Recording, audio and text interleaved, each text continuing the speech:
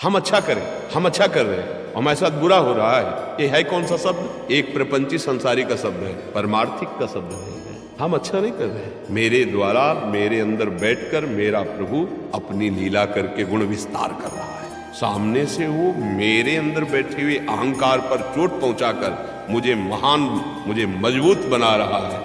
उस पर द्वेष करने का कोई प्रश्न ही नहीं उठता है। नहीं सह पा रहे तो अपने प्रभु से प्रार्थना करें कि देखो प्रभु, सामने वाले के अंदर प्रेरित करके आप मुझे जो गाली दिलवाए ना, मुझे सहन नहीं हो रहा। या तो गाली न दिलवाओ या सहन शक्ति दो। तो वो गाली तो दिलवाएंगे, वो उन्हें बंद नहीं करेंगे। हम तुम्हें पक्की बता दें। हाँ हाँ, वो दे देंगे। हाँ, वो सहन शक्ति दे देंगे। और तुम्हें खास बात बताते हैं कि राग से ही द्वेष होता है, द्वेष की स्वयं सत्ता नहीं। काम से ही क्रोध होता है, कामना ना हो तो क्रोध होगा ही नहीं। अगर राग ना हो तो द्वेष होगा ही नहीं। तो पहले राग का भोग करते हैं हम, सुखद भावना, फिर दुखद भावना जबरदस्ती भोगनी पड़ती है। ये सिद्धांत है। अगर हम राग ही किसी से न करें तो कभी द्वेष नहीं होगा। राग की उपज है द्वेष, काम की उपज है क्रोध। देखो गीता जी में कामा संजायते क्रोधा, क्रोधा स्मृति विभ्रमा, स्मृति भ्रंशात बुद्धिनाशो, बुद्धिनाशात प्रणश्यति। कामना की पूर्ति में लोभ का प्रादुर्भाव हो जाता है। सबका मूल कामना है। ये हम इसके साथ इतना सुंदर व्यवहार कर रहे हैं, ये हमारे साथ प्रतिकूल व्यवहार क्यों करता है? नहीं करना चाहिए। ये कामना, कर्तृत्व और भोक्तत्व भाव अज्ञानी का होता है। जब तक ये अज्ञान रहता है तो क्षोभ, हर्ष, शोक, भय, ये द्वंद्व सताते रहते हैं। और ऊपर खूब नाम जप और बढ़ाओ। जैसे हम नाम जप निरंतर करने का अभ्यास करेंगे तो वैसे वैसे हमारी सामर्थ्य हृदय की बढ़ती चली जाएगी। अरे फिर एक पागल आदमी अभी खड़ा गाली दे, ईंट मारे, आप क्या करोगे? अपने को बचाओगे और भागोगे, उसको मारोगे थोड़ी।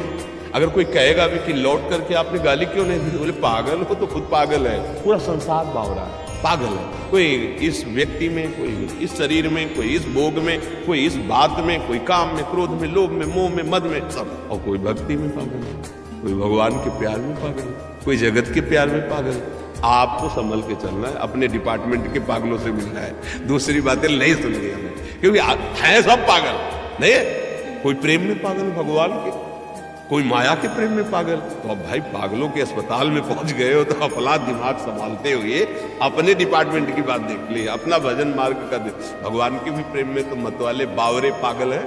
कितने ऐसे प्रेमी जन है, हमें उनकी बात सुननी है और बात नहीं सुननी। जब कोई हमारे साथ द्वेष का व्यवहार करे, गाली का व्यवहार करे, अपमान का करे, तो उसे बुद्धिमान समझते हो ना, तभी लड़ जाते हो। भला वो बुद्धि रखता तो काहे को अपमानित करता, गाली देता? वो बुद्धिमान नहीं, वो बावरा है, वो पागल। तो आप पागलों की अपेक्षा कैसे करते हैं? हंस के। मान लो कुल्हड़ मार दे आपके, गाली दे तो आप क्या करोगे? हंस के।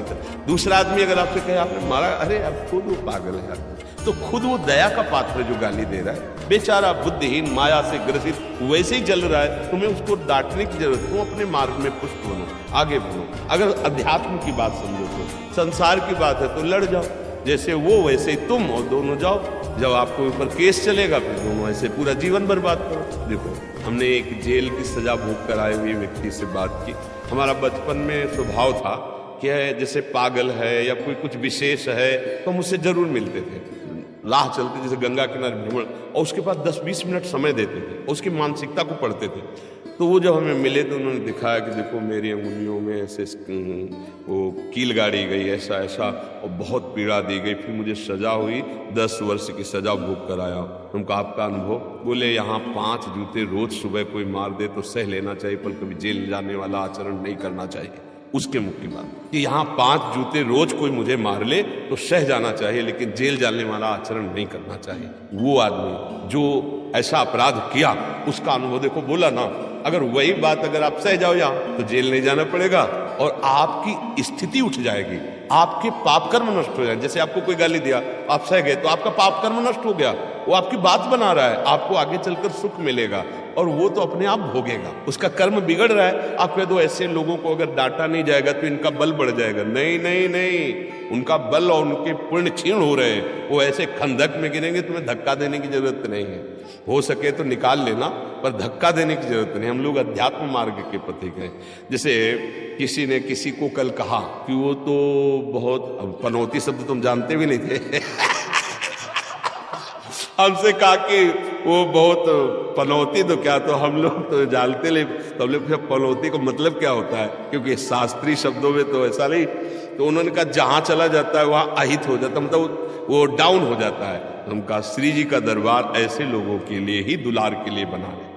श्री जी का दरबार, प्रभु का दरबार ऐसे लोगों को जिनको कोई न पूछे, जिनको सब जगह तिरस्कार मिले, यहाँ गले से लगाएंगे, आओ हमारे हृदय से लगो और असत आचरण छोड़ो, छल कपट छोड़ो, दूसरे की बेईमानी छोड़ो, देखो तुम महान बनते हो कि नहीं। जहां जाओगे तहां तुम्हारे लोग याद करेंगे कि वो दोबारा आवे। संसार का स्वरूप अलग है, परमार्थ का स्वरूप अलग है।